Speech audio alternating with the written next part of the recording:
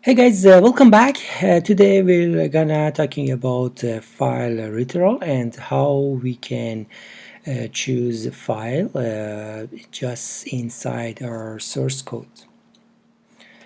So we will jump to Xcode and I'll show you how easy it is. So for FileLiteral, we just need to, where we want to place a file.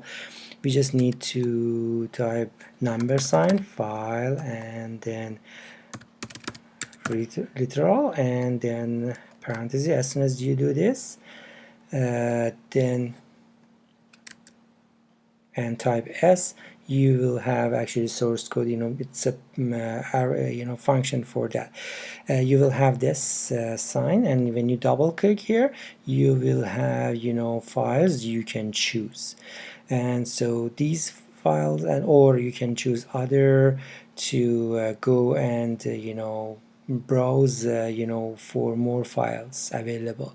Usually you are able to browse files that in build phases you have it, you add it here, or in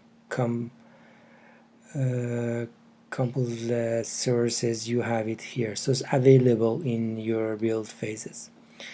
And yeah, that's it for today. I hope you like the video, and if you like it, please give it a thumbs up and don't forget for subscribe. Any question and comments in comments area, and yeah, I wish the best for you. Have a good one. Bye bye.